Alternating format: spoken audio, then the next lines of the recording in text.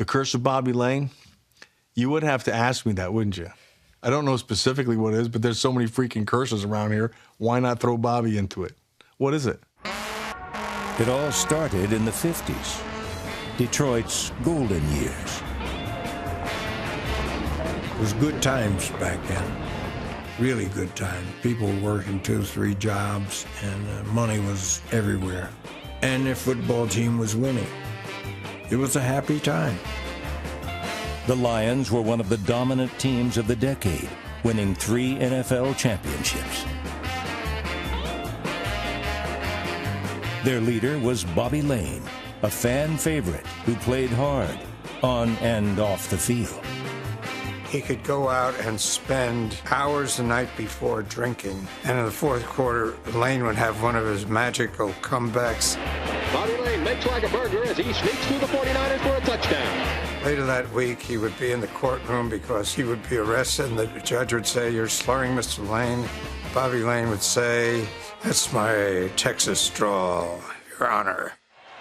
The Lions grew tired of their quarterback's off-the-field antics and signed veteran Tobin Rote, number 18, to split time with Layne. Layne wasn't happy with the arrangement, but soon he would go from sharing a job to not having one. Bobby Layne was hit by 2 defensive linemen on the Browns and had a broken leg.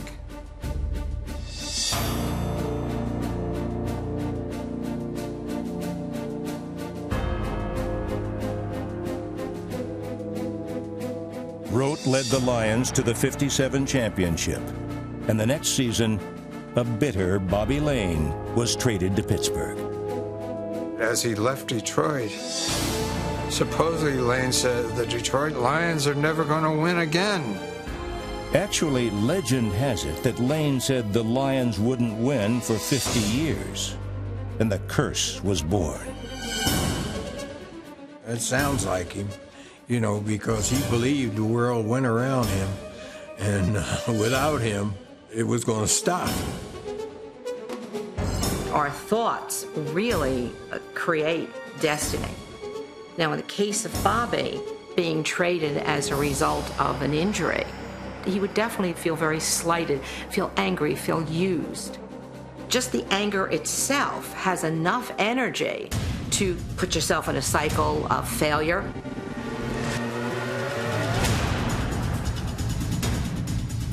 Bizarre failures have cursed the Lions for 5 decades. What other team could lose a game on a 63-yard field goal to a kicker with half a foot? Here's the snap. The ball is down. Dempsey kicks. It's on the way. It is good. It's good. Or hold a team to a mere 5 points in a playoff game and score none.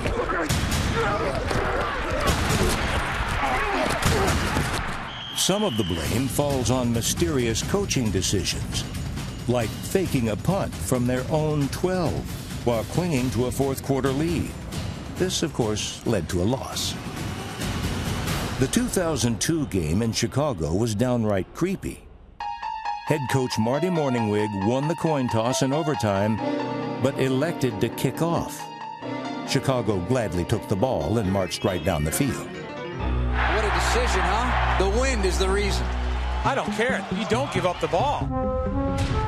Delivers the kick, and Noren fighting the wind, and it is good! In overtime, they beat the Detroit Lions! Only the Lions would douse their head coach after a win in Week 8. Detroit's biggest claim to fame in 50 years is Barry Sanders, the NFL's 3rd leading rusher of all time. He's number 3 going forward, but with 1,114 yards lost in negative runs, he's number 1 going backwards. But going in the wrong direction is nothing new to the Lions. Maybe there is something. I got to start thinking about this curse now. It's easy to believe in this curse because the position that has been most cursed on the Lions since Bobby Layne left is the quarterback position, his position. Munson made the comedy complete by throwing still another interception, the fourth in 5 consecutive pass plays. Every guy who comes along as the quarterback of the Detroit Lions, they're all compared to Lane. He's a legend here, and they haven't had a legendary quarterback since. The Lions have had only one Pro Bowl quarterback since Lane, the not-so-fleet-footed Greg Landry, and Detroit had him run the option.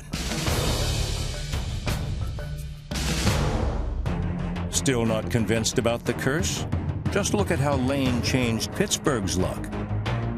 Before trading for Lane, the Steelers hadn't won a playoff game in their 25-year history. Since the trade, they've won 28. Of Pittsburgh's 5 Super Bowl championships, the toughest one for Lions fans to stomach was the last. The Steelers were crowned in, of all places, Detroit. And Detroit native Jerome Bettis raised the Lombardi Trophy. And I think the bus is, the last stop is here in Detroit. In Detroit, the ride usually ends with the regular season. The Lions have only one playoff win in 50 years. The curse could last 50 years simply because it's perpetuated every year. Angry fans, negative fans, they're actually contributing a great deal to blocking the team from winning. Let's take this energy and let's do something positive with it. This is the year, baby! 19-0! Believe it! Lions in the bowl in Tampa! Seeing them going to the Super Bowl, just use that energy of the mind. It's how you create destiny and visualize these things. For many, Detroit winning the Super Bowl is tough to imagine. But now that the 50 years are finally over and the curse has expired, the Lions just might have a ghost of a chance. Long live Lane. Said this team won't be good, or we won't win anything for 50 years. Oh, well, good. That's up. Good for us. But that's why we're asking. Perfect. Is that what he said, 50 years? I'm glad he didn't say 51. I couldn't take any more.